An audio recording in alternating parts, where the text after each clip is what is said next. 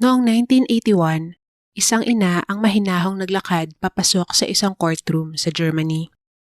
Muli, nakita niya ang pamilyar na muka ng lalaking sumira sa kanyang buhay.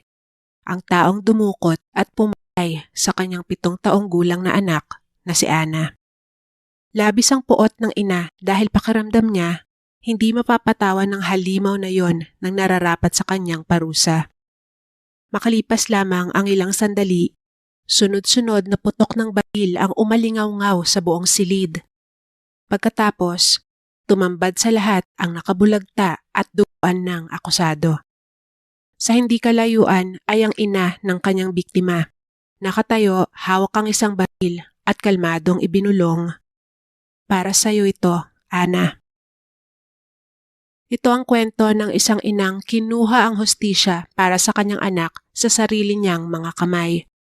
Sa kabila ng kanyang ginawa, nakuha niya ang simpatya ng buong bansa, lalo na ng mga kapwa niya magulang na nagsabing kung mangyari rin iyon sa mga anak nila, ang nanaisin din nilang parusa ay mata sa mata. Ito ang kaso ni Anna at Marian Bachmeier. Si Marian Bachmeier ay isinilang noong June 3, 1950 at lumaki sa isang maliit na bayan sa West Germany, kung saan lumipat ang kanyang mga magulang matapos tumakas mula sa East Prussia pagkatapos ng World War II. Lumaki si Marian sa isang konserbatibo at relihiyosong tahanan.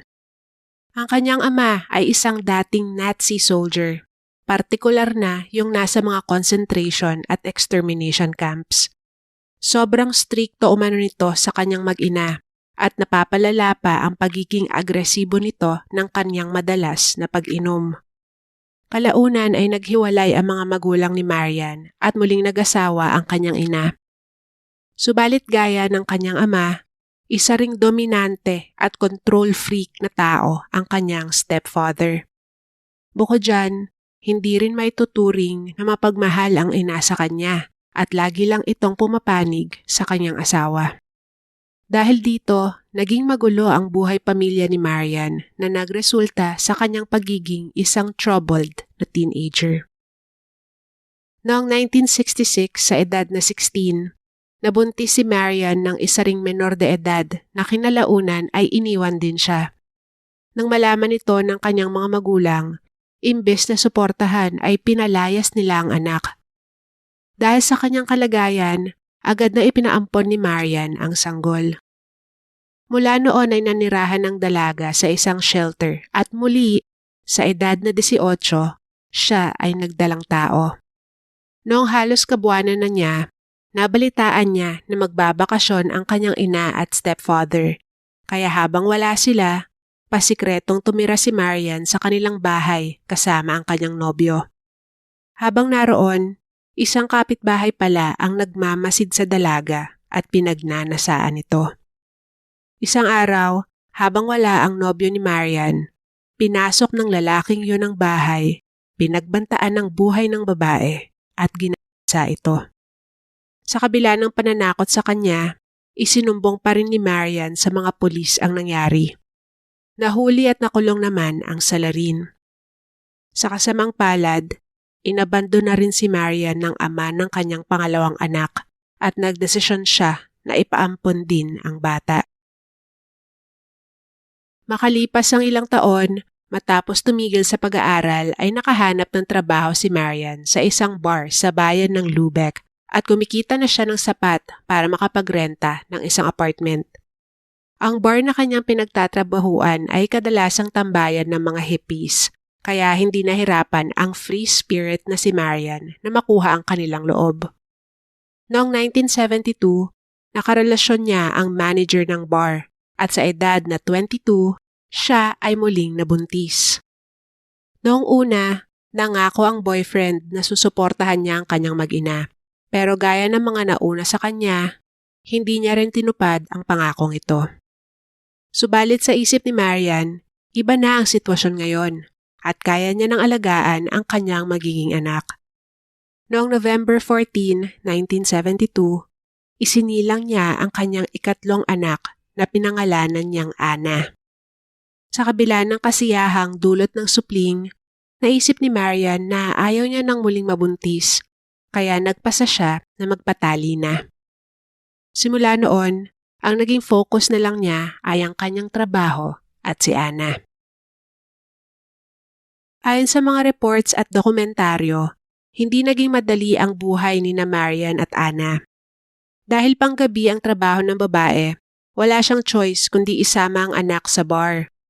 Sa lugar na ito lumaki si Ana at kahit na mabait naman sa kanya ang mga tao ron, hindi pa rin akma ang ganoong environment para sa isang bata. Tila napilitan ngang maagang mag-mature si Ana at ayon sa mga nakapaligid sa kanila, parang hindi daw bata kung kausapin at tratuhin ni Marian ang anak. Sa edad na 7, si Ana na ang nagpapakain at nag-aalaga sa kanyang sarili dahil madalas sa araw ay natutulog ang kanyang ina. Para kay Marian, ginawa niya ang lahat para matustusan at maalagaan ang anak. Pero para sa iba, naging isa siyang pabayang ina. Sa kabila nito, lumaki daw na responsable at masayahin si Ana. Sociable at free spirit, gaya ng kanyang ina. Noong madaling araw ng May 5, 1980, nagkaroon ng pagtatalo ang mag-inang Marian at Ana pagka-uwi nila galing sa bar. Natulog sila nang hindi nagkakaayos at makalipas ang ilang oras, gumising na si Ana para sa kanyang klase habang tulog pa ang ina. Dahil inis pa rin ang bata, nagpasya siya na huwag pumasok sa eskwela noong araw na yon. Umalis pa rin siya ng bahay at walang nakakaalam kung ano ang ginawa niya o kung saan siya nagpunta. Subalit habang siya ay naglalakad-lakad, nakasalubong niya si Klaus Grabowski, isang 35-year-old na butcher. Hindi sigurado kung kakilala ba ni Ana ang lalaki o hindi. Inaya ni Klaus ang bata sa kanyang bahay para umano makipaglaro sa kanyang mga pusa at sumama naman ito. Marahil madaling nakumbinsi ang bata dahil sanay siyang makipag-usap at napapaligiran ng mga matatanda. Sa loob ng ilang oras, inabuso at pinagsamantalahan ni Klaus si Ana at sa huli, sinakal niya ito gamit ang isang pantyhose. Nilagay niya sa isang karton ang katawan ng bata at iniwan ito malapit sa isang kanal na parang basura. Nang magising si Marian, wala si Ana sa bahay. Pero hindi naman siya nabahala dahil dapat naman ay nasa paaralan ng bata noong mga oras na yon. Inisip niya na baka maaga itong nagising, naghanda ng sarili, kumain ng almusal at pumasok na sa eskwela. Kaya ipinagpatuloy ni Marian ang kanyang araw gaya ng normal. Inasikaso niya ang ilang gawain at pumunta sa mga dapat niyang puntahan. Natapos ang lahat ng yon nang madilim na at sa kanyang pag-uwi, wala pa rin si Ana. Bahagya nang nag-alala si Marian pero naisip niya baka naglaro lang ang bata sa labas at nakalimutan ang oras. Naglakad-lakad siya sa mga kalapit na kalsada habang paulit-ulit na sinisigaw ang pangalan ni Ana. Pero wala ni isang tao ang nakakita o nakarinig man lang tungkol sa bata buong araw. Pagsapit ng gabi, tumawag na si Marian sa pulis upang opisyal na i-report na nawawala ang kanyang anak. Nagpatuloy ang paghahanap buong magdamag hanggang kinaumagahan, ngunit wala pa ring bakas ni Ana. Makalipas ang ilang oras, may kumatok na pulis sa pintuan ni Marian dala ang napakasamang balita. Ayon sa kanila, noong umagang yon ay may babaeng nagtungo sa kanilang istasyon upang magbigay ng impormasyon tungkol kay Ana. Ang babaeng yon ay ang fiancé ni Klaus Grabowski. Ayon sa kanya, pagdating niya ng bahay noong nakaraang gabi, nadatnan niya si Klaus at tila normal naman ang lahat. Pero makalipas ang ilang sandali, sa hindi malamang dahilan ay nagsimula itong umamin sa ginawa niya kay Ana.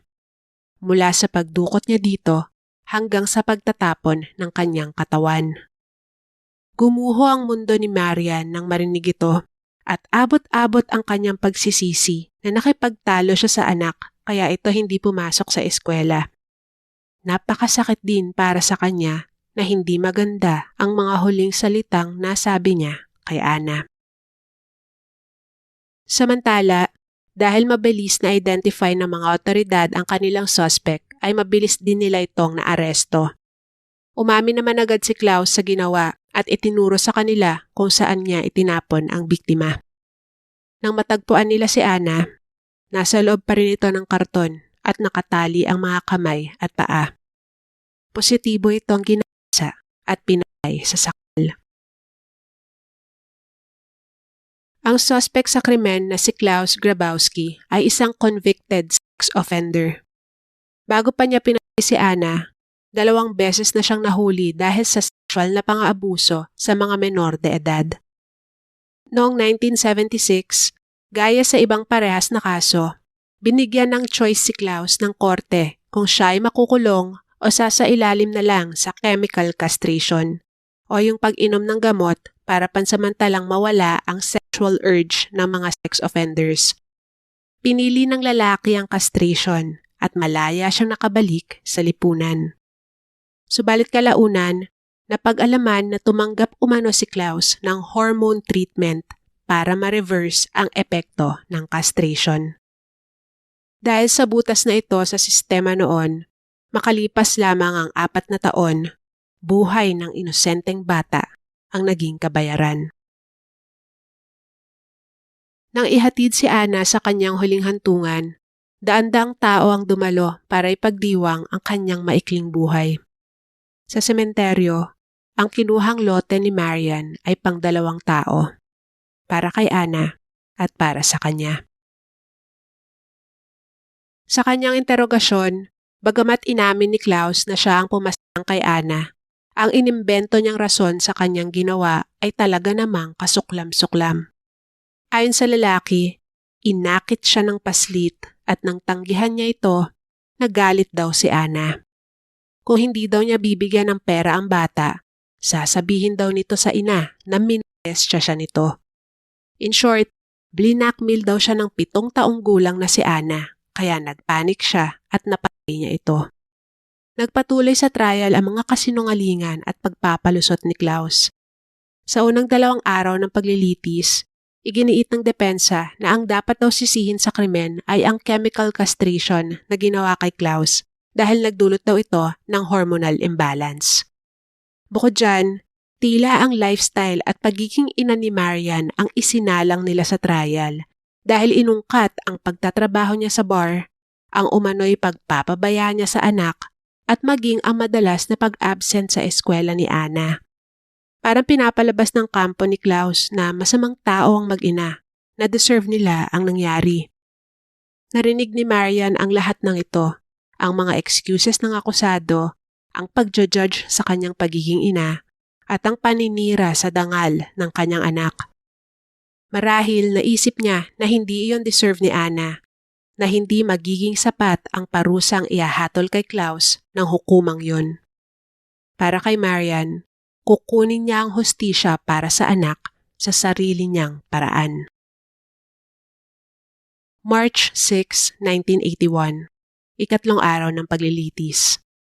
Malamig at maulan ang umagang yon habang nagsisimulang pumasok ang mga tao sa room 157 ng Lubeck District Court. Ipinasok si Klaus Grabowski sa courtroom at inihatid sa kanyang upuan. Noong mga oras na yon, hindi pa ganon karami ang tao sa loob dahil ang mga konektado lamang sa kaso ang unang pinapapasok. Makalipas ang ilang minuto, si Marian naman ang dumating. Tuloy-tuloy siyang naglakad palapit kay Klaus at huminto ilang metro lamang ang layo mula rito. Napansin ng ilang tao na tila may kinakapa siya sa ilalim ng kanyang mahabang green coat. Pagkatapos, bigla niyang inilabas ang isang Beretta pistol at itinutok iyon sa likod ng akusado. Nagpaputok si Marian ng 7 o 8 beses at 6 dito ang tumama kay Klaus. Nagsigawan at nagtakbuhan ang mga tao sa courtroom. Ang iba naman ay tila nanigas sa kanilang kinatatayuan, hindi makapaniwala sa kanilang nasaksihan. Nang humupa na ang mga putok, naiwang duguan at nakabulagta na sa sahig ang wala ng buhay na si Klaus Grabowski.